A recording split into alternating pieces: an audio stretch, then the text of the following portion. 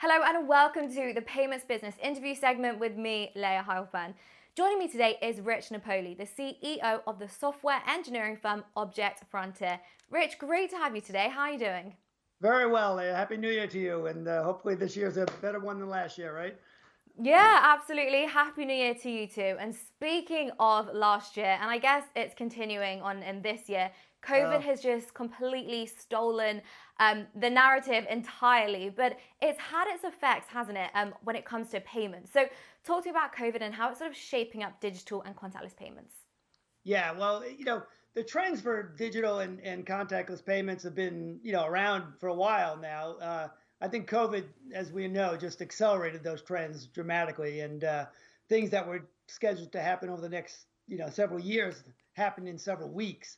So it was just a rapid uh, for both the retailers, rapid change where suddenly now they moved more to online commerce. I think the numbers in the U.S. anyway. I'm based outside Philadelphia here, and in the U.S. It went from 16% online to 27% online in like 8 weeks, where it had taken 10 years to get to that point. Mm. So lots of changes there, and they had to move to contactless payments because customers just didn't feel safe with cash anymore or giving them their card. In the U.S., we still give cards. We don't have too much of the tap stuff as you do. We're definitely behind the UK in a lot of payment processing. But they've what we're seeing a lot in the U.S. now. My company, we help a lot of these payment providers like First Data and Global Payments and Fiserv, and we're helping them help the retailers for this sort of unified commerce experience, so that if I order online, I want it shipped, or I want to pick up curbside, or I want to pick up in the store, and be able to pay anywhere Mm. along the way. We're helping. That's one of the things that's changing on the retail side. On the payment provider side, it's again the same trends, but on the other end, being able to accept all those contactless payments, especially the digital wallets now, a big increase in the digital wallets Yeah. in the real time, the peer-to-peer payments. You're further along with your end with the faster payments network and things. Ours is still not as real time as yours, but anyway, they've all had to try to catch up and harden their existing technologies, make it more efficient to handle higher volumes. So lots of rapid changes that happen. Nothing like a good crisis to stimulate a lot of innovation. Yeah, absolutely. Like you said, those trends were there anyway. We were moving towards that cashless society. That's the term that was thrown around before we'd even heard of COVID-19 anyway. So it seems it has been a catalyst in this. But given the inevitable innovation, would you say it is better to build new payment platforms or just modify existing ones? That's a great question. Again, I would say the U.S. is a bit behind. In the U.K., you have that NPA, that new payments architecture coming about. And from a technologist standpoint, like myself, it's always better to build new than to try to bring along some legacy technology. But the Mm. reality is this technology has been around for 60 years, and its tentacles are everywhere, right? Both on the retail side and on the interbank side. And you can't just rip that stuff out as much as we'd like to. So we're faced with having to sort of lift that technology up to the cloud, plug it in through APIs to enable it to connect to everything else, and then layer the new technologies on top of that. And eventually, we can, if you do it long enough, you can unplug some of the old stuff. But it's a process. Yeah. Unfortunately, I don't think we're going to be able to wholesale replace everything at once as much as we'd like to. Do you think that businesses are ready, though, to handle this exponential growth in digital and contactless payments that we're starting to see now? But of course, it's just going to grow even more. Yeah, I don't think they have a choice, frankly. And honestly, they've already handled a big. I've been quite impressed, frankly, at how well the payments industry has been able to respond to the challenge of peak demand and moving things online, because online payments now change, not just from the consumer side, the way you pay and where you pay, but on the payment side and on the bank side, there's different fraud rates, there's different decline rates, there's different latency rates, all kinds of metrics that they used to measure are changing. So But again, I go back to my point. A good crisis. Unfortunately, this is not a good crisis, but you know what I mean. That you can take advantage of this and force some innovation that would have taken a while. So I think they're responding quite well. We're helping, as I mentioned, we're helping First Data and Global Payments to improve the performance of their payment network and their credit authorization, their fraud detection, their gift card programs. All those things have to be sort of revamped, and we're seeing a big uptick in demand for that. Just moving on a little bit, are APIs the future or just a gimmick? Well, it's easy to think of it as a gimmick, but I will tell you, it is the heart and soul of what I mentioned earlier about how do you make legacy technologies play in this new digital world. We'd love to start from scratch and build brand new, all digital, in the cloud native. But as I said, we have all this legacy technologies from, some of it I wrote back in the 70s and 80s, right? Some of this old legacy bank technology that is cannot be thrown away instantaneously.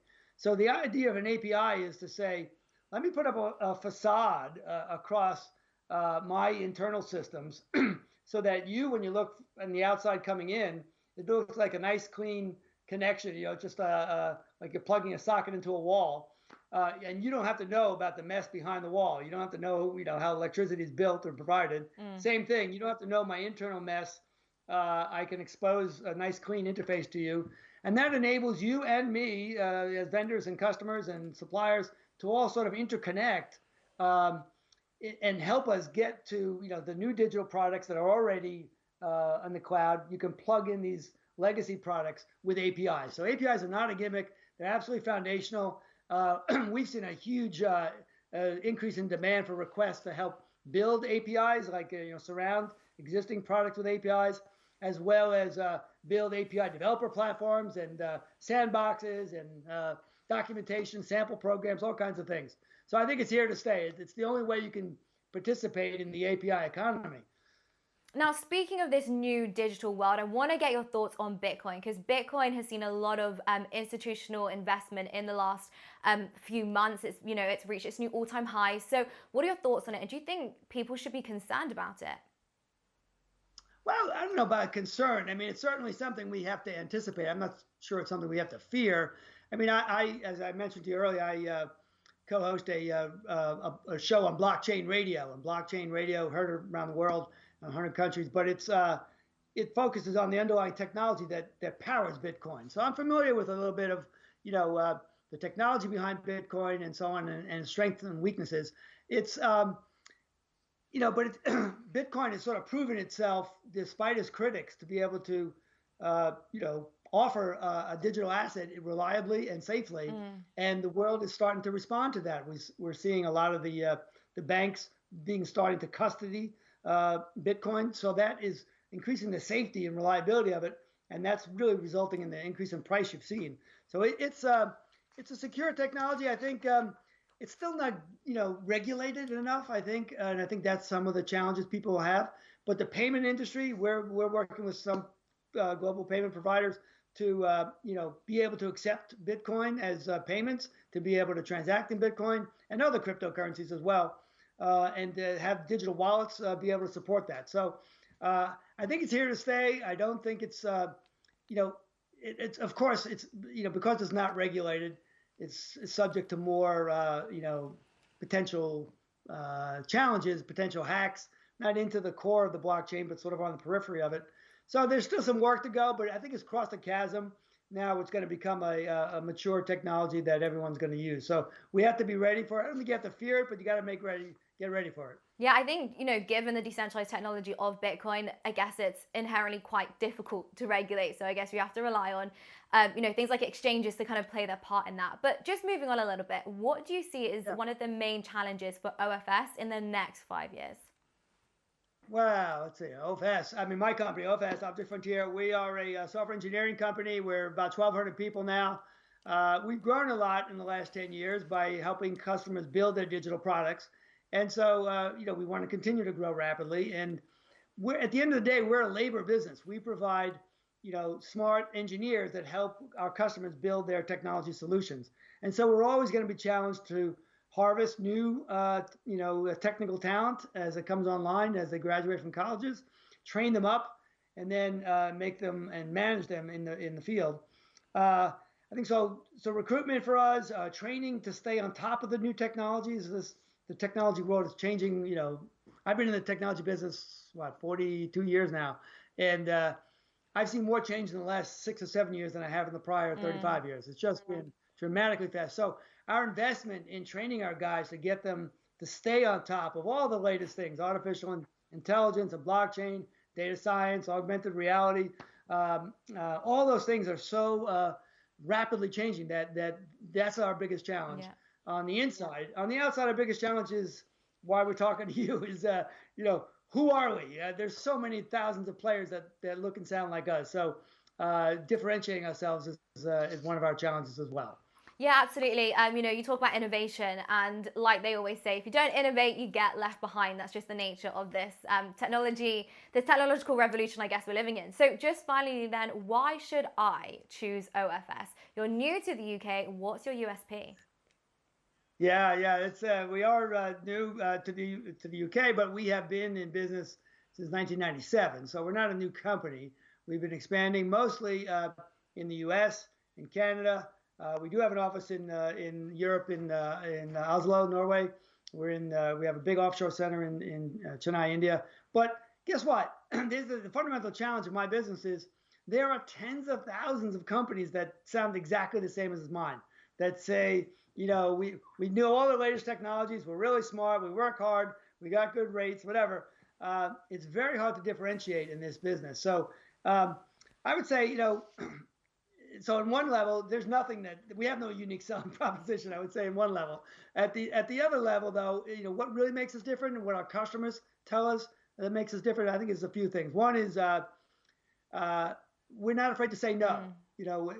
When someone comes to us with an opportunity, we'll look at it and say, you know what, guys, that's really not what we're good at. I mean, we can try if you want us to, but there's probably other people that do this better, that specialize in this.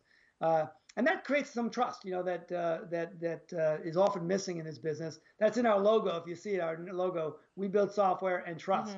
And so, and because of that trust, when we do build something, we tend to do it well, and customers like us. We are 100% referenceable, which is unusual in this business.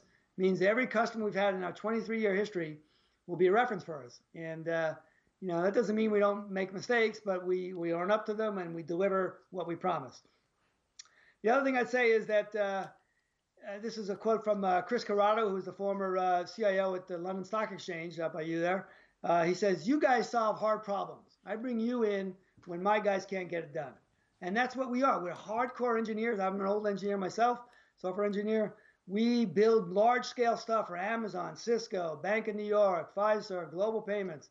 It's big, hard, global, reliable, commercial-grade software. And the last thing I'd say is that I sometimes joke, I don't know how it's going to translate in the UK, but the fairy tale of Goldilocks. Do you know that one? No, let's hear it.